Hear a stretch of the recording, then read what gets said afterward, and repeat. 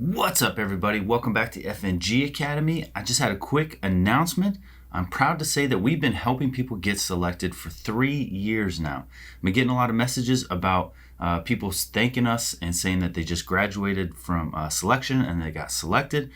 People graduating the Q course.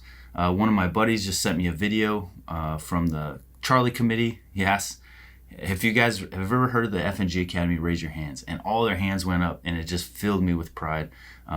So part of the way that we do that is making sure that you guys are physically fit and ready for selection. And the way we've been doing that for the past couple of years is by sending you to a Green Beret we know and trust, Kevin over at 18 Alpha Fitness. So if you want to get selected, you need to be in the best shape possible, and you need a programmer who knows what they're talking about. So go check out Kevin over at 18 Alpha Fitness. Use code word BUCK to get a discount. Tell him we sent you and hook you up. Congrats to everyone who's been getting selected lately, and we'll see you guys on the next one. What's up, guys? Welcome to this episode of Beers and Breakdowns. You just went out of nowhere. We weren't ready. Yeah, you were ready, clearly. You were very ready. In this episode, we're breaking down a pretty dope-ass movie called Sniper. This movie came out in 1993. We got Tom Berenger, Billy Zane, Marine, well, one of them's a Marine, in the jungle.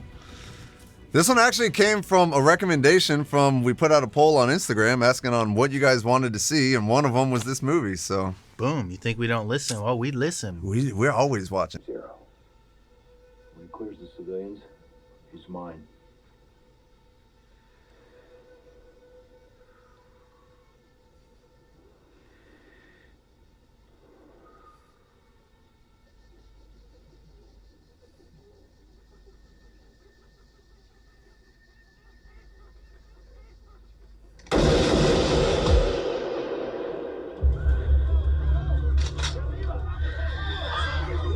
I just thought it was cool. It's like, it's an old movie, so you don't think it would be very accurate. I feel like a lot of old movies are just like all willy-nilly, like Navy SEALs and stuff like that movie. But I think it's cool that they show, for one, they're working as a sniper team. Because a lot of movies, I feel like you see just a lone sniper just out. And I mean, that's not really how that works. And then you hear him getting his breath, right? When he's getting ready for the shot. And then after the shot, he grabs his shell, the sprint cartridge, after he racks the gun. I just think it's cool. It's a cool scene. It's a badass scene. The only thing I wish they had is a suppressor. Yeah. That way it's like you spend all that time concealing your identity or concealing your location. You have like, you look like a bush. You're perfectly concealed. Yeah.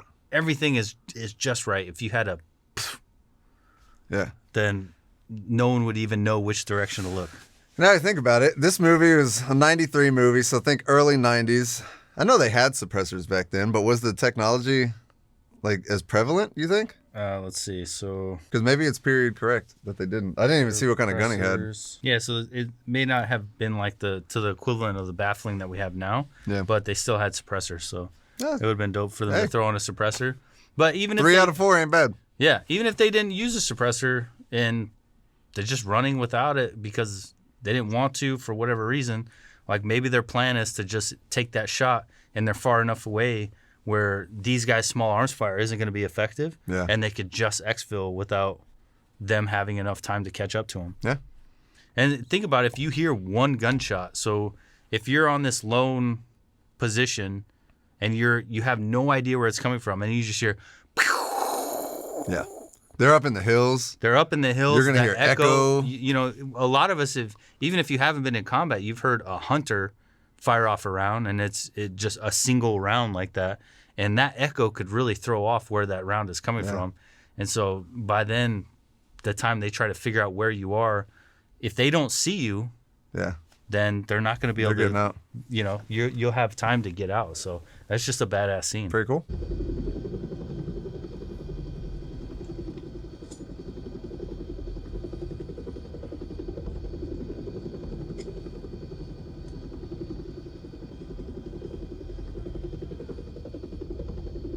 We'll be needing both of those, Gunny! He only needs one.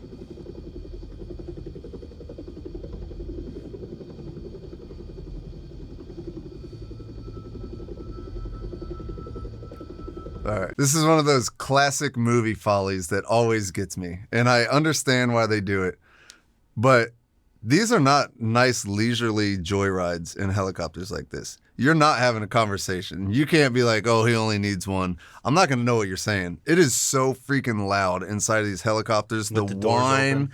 you got the doors open, so you got the wind, the noise from the helicopter itself. It is not one of those things where we can carry on a conversation. Yeah. And I see it's in all these movies, and I get it, it's for the movie magic and all, but once you're in that environment, you realize how unrealistic that is. It's one of those things that always gets me in the movies.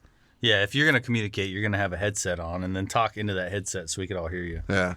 Or you're going to yell. He's not, I don't, and you know, back then, maybe they didn't have retention straps either, but I know, like, we were always clipped in. I'm not sitting there with an open fucking door without a retention strap. Yo, that fucking helicopter, something happens and he banks, which is totally in his rights to do. Yeah. And you're going flying. Bye-bye. Yeah, screw that. I'm not even doing a retention strap. I don't want to be hanging outside the fucking helicopter hoping that dude lands with me like from the Right. bottom. I want to be strapped into that bitch so I could stay inside of it, or at least holding on for dear life to some kind of webbing or something. And they don't have guns, so why not just shut the doors? Yeah, there's There's no point. no need to have it open. There's no need to have the doors open. Yeah, I've flown around in those things through Afghanistan, and it's like, as soon as you start to get up in that elevation too, it starts to get real cold. Yeah. You know, Yeah. and it's like, it's loud, it's cold. Just if I can, I'm gonna shut the door. But Yeah. I got a video. We were doing some training in Korea, and we were fast roping at a helicopter, so we all had our retention straps. And my medic, who I've talked about in some other things, he's a big dumb animal. And he goes to fast rope, and he goes out the door, and he's like, whoosh, and he stops, and we're like, what are you doing? And his retention strap was still on. no. So he's sitting there hanging out the doors, like, trying to move with his head, like, hey, unhook me. And then we're all trying to unhook his but he's got the dumbass. tension on it. Yeah, he's like 250 pounds. Like I said, he's a big dumb animal. We had to like. Did he have to try and shimmy climb back he up, did. He right? had to shimmy back up so we could unhook him, and then he goes down, and then I pan over, and you see my seniors just like, ah. Yeah, I'd be pissed, dude. Like, come on, bro. Think about it. Go through the motions in your head. If I'm sitting in the door getting ready, I'm going to be going through, like, mental reps. All right, release this. Go out. Make sure I hold tight. I mean, you could die. Yeah. So it's worth having a few mental reps in to make sure that your processes are all in order. Yep. I mental rep everything I do. That's why I like right now I'm working on my lowrider build. Like, in everything I do, I mental rep the entire process before it happens. So it's the same thing I did in special operations and in the Q course. Everything we do is like, I know the part that I need. So as soon as it gets here, I've already done the job. Like whether I'm replacing the carb or swapping out a part, I've done the job in my head so many times. By the time the part gets there, it's like I've done it 100 times. Yeah, it's not the first time. It's now. just mental reps. You always get mental reps in. Makes it so much easier. Wibbly! Give me your battle dressing!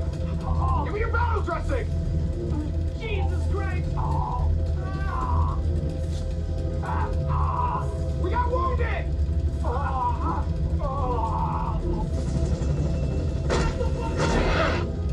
Oh, shit. Christ! Baker, stand by! Stand by! Yo, you got one fucking dude with an AK on the side of a mountain, Yo, what wreaking is that? havoc on this entire crew. This is hilarious. First of all, I know a Green Beret that got shot through both legs in a helicopter. Ooh. Yeah, he was on our Sage Lane. He was one of the SF guys when we were G's. He was Oh, about yeah. to graduate. Yeah. He was one of the Echoes. Oh, wow. He took a round through both legs Ooh. sitting in the helicopter. By one dude in an AK? Did he take Probably- down the whole thing? Probably not by one dude in AK doing so that's realistic, them getting shot through the helicopter, Yeah. because it's just thin metal. But the rest of it's like no one's doing their job in this. No. Nobody. The helicopter pilot, fly away. Yeah. Instead, You know what- he's just like, shoot him, shoot him. How about you just leave? Leave. You know what's Fuck that guy. You know what makes it harder to hit you is being a moving target. So just fucking leave. You use the flying capability to your advantage. This guy's already killed like 2 or 3 people. He's shot the helicopter and it's already gone through the engine. It's smoking. And you're sitting here wasting time hovering. Yeah. So then he's failing. The helicopter pilot's failing. And then all the soldiers in the fucking helicopter are failing because you could still shoot out of a helicopter. Fucking send bullets back at them. anytime you're getting shot at, the best thing you could do is put bullets back at them. Yeah, so maybe they don't shoot anymore. They're ducking or something. It makes it a lot harder to be accurate when they're getting shot at. And you know, so just fucking start shooting back. And the pilot's like, use your fucking guns. If a pilot is telling a soldier that he needs to shoot, some shit has seriously gone wrong. Like, you're never going to have to tell me to shoot. If I even suspect that you're going to shoot at me, I'm going to be fucking dumping mags, dude. You've already seen 3 people get shot. And you're just sitting there like, do something. I've been on helicopters before in Afghanistan, flying through it, just fucking waiting. I was like, please, light a fucking firework. You want to have your Full Metal Jacket moment? I will, because I want my moment. Like, we were flying low over the hills of Afghanistan. It's like, if a rocket goes off, anything happens, I'm dumping this whole fucking... Am I going to hit it? Probably not, but I'm going to do my fucking best. Yeah. And I promise you I'm going to get to wherever we're going without any ammo. Because why not? Yeah. Send it back. So it's like nobody's doing anything. Just hovering and taking fucking rounds. You're getting your ass kicked by one dude in AK. One guy. Like, come on, guys. We could do better than this. And this guy's just like... This guy, I get it's like movie, right? He's bleeding, but he's trying to like protect his wound. Like, how about you let me get in there to patch your... He's like, no. You got shot. For one, a steady stream just started pouring out. And then the other guy's just like, oh, like, give me a dressing. Like, I don't know if a rape choke was in the fucking the field manual for plugging up. Are you erect right now? Yeah. He's just like, I'm fuck. Yeah. Okay. And so what we can't see is that guy in the helicopter that rape choked him. He's a civilian. I think he worked for some agency, a SWAT team. They gave him a GS position, so he's going to be leading the mission. He has never had a confirmed kill. And in this one, he's never had a kill at all. And this, right after the next scene, he pulls up the sniper rifle, and he's got the guy with the AK in his sights. And it's like perfectly track shot. It's not bouncing around or anything. It's just like locked on him, and he doesn't pull the trigger, and the gunner finally shoots him. And then the pilot's like, oh, you killed him with a sniper rifle from a helicopter. And he's like, yeah. But he didn't shoot, and so that comes in later to play.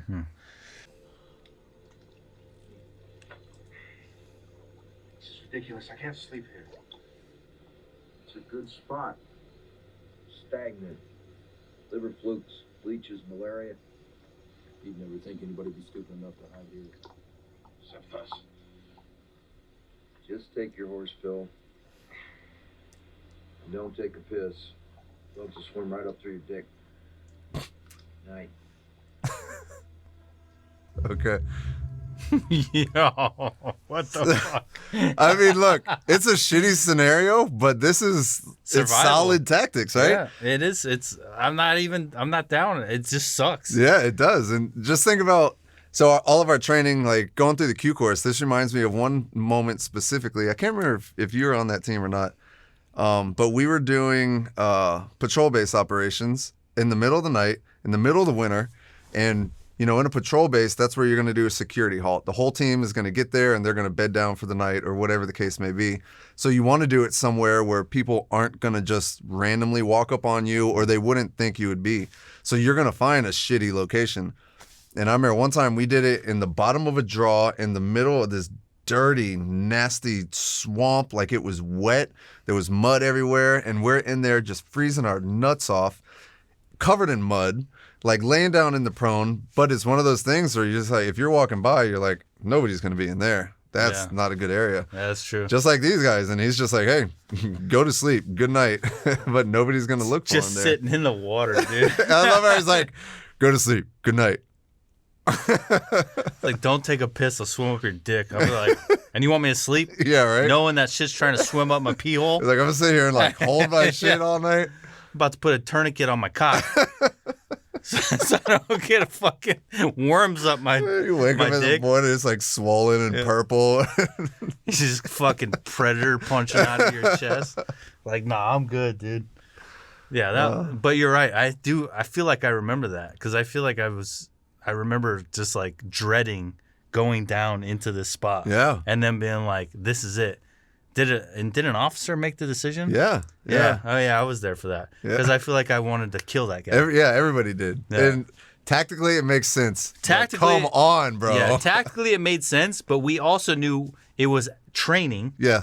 And there was a spot not in the draw Yes. that we all wanted. And he was like, no, this made more sense. Yep, I remember that. I was there. I get it, Rambo, but let's Yeah. find a little bit less shitty position. And I'm pretty sure that it was such a fucking hua decision that he made that even the cadre were like, okay. Yeah. Because it was one of those things where it's like, you guys got to bed down tonight. Yeah. And the cadre were going to go back to their huts. So there was no reason to be that fucking super tactical.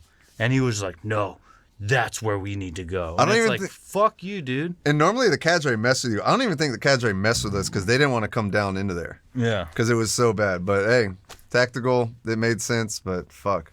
Sometimes you have to know when you're being tested Yeah. and when it's like, just go to sleep because we have shit to do tomorrow. Exactly. And it was like a just go to sleep moment, and this officer fucked us because he was trying to get fucking brownie points. Yep. Because I do remember us like having like looking down and be like, nah. Yeah. And then we all fucking slowly worked our way down into it. Yep. Oh, great times. Yeah.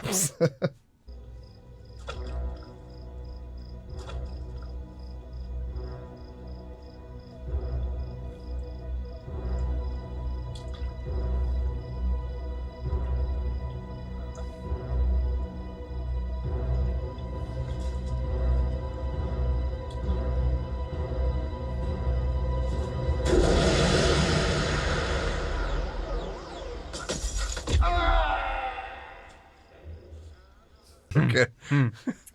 Yo, It's classic sniper versus sniper shot through the scope.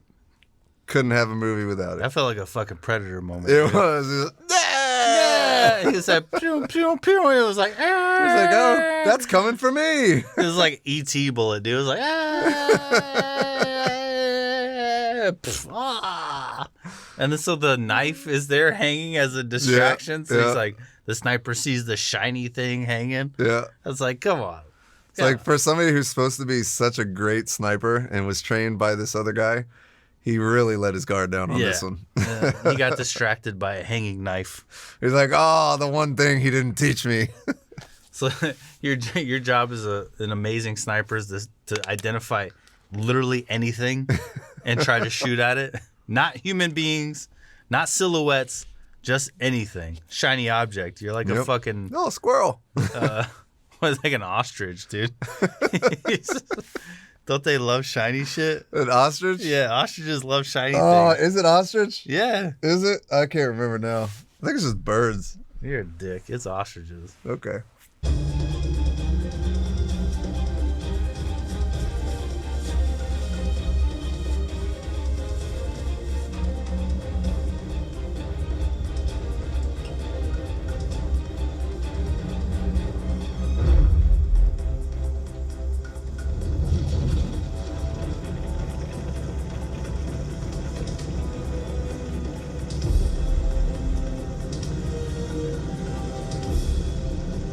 Yeah, I don't know. Was that a flash? Or I don't know what that was that he threw. I couldn't really He tell. threw it like this, too. He was But I mean, it's you're going through this like super dry, if I don't know if it's a Fucking cornfield cornfield? or whatever. But I mean, it's kind of smart, right? It's going to ignite quickly and not running through fire. yeah. Pretty smart. If that worked, it would work. If it worked, If it the would fire work. portion worked, the rest of it would work. Because I ain't running into a fucking field full of fire for some dude. No, not at all. I'd be like, you can get away. Well, I'll see you next time. I thought yeah, pretty smart. But if it didn't work, it wouldn't work. If it didn't works, it worked. If it worked, it worked. If it didn't work, it didn't work. The thing is, though, if it doesn't work, ain't gonna work. But if it's gonna work, it's gonna work. Though. Yeah. But if 'Cause it's not gonna work, it'll never work. If you did the thing and it went and it lit on fire, yeah. that shit will work. Fire's the key. Yeah. You gotta have the key is the fire. The fire. But if it didn't start on fire, It ain't gonna burn. it ain't gonna burn. And if it don't burn, they coming through it. They're just like, why'd you do that? All right, let's wrap this one up. So this guy is a former CIA spook who's now working with the rebels.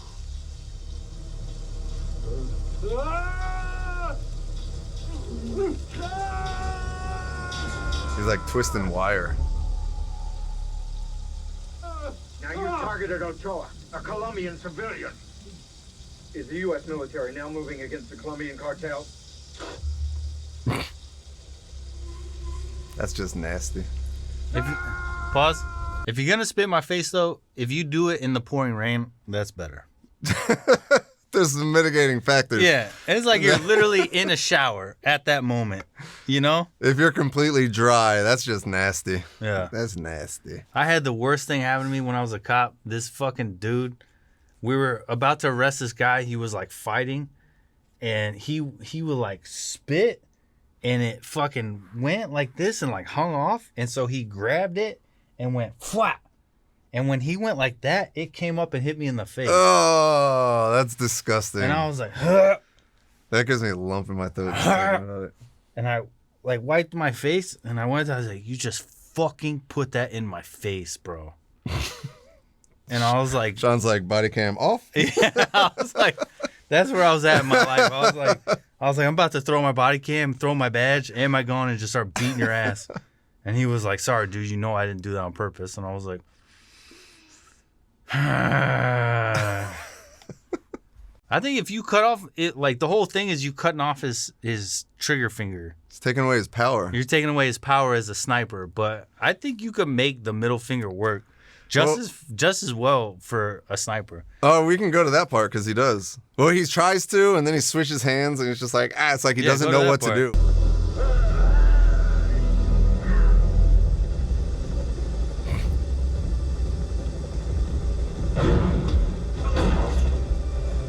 He's still a snapshot.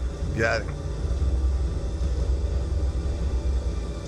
That's fucking badass, dude. Yeah. It's like, I understand, like, you got your finger cut off. Let's say it heals. You'll be fine using your middle finger. Right. It'll just take a little bit of getting used to, but you'll be straight. But I understand in the scene, he just freshly got that bitch cut off. It's hurting. Any movement. His whole fucking hand is on fire. Yeah. So, like, him going like this out of adrenaline and then probably the shooting pain throughout his entire arm, just trying to use the middle finger, he's probably like, fuck it.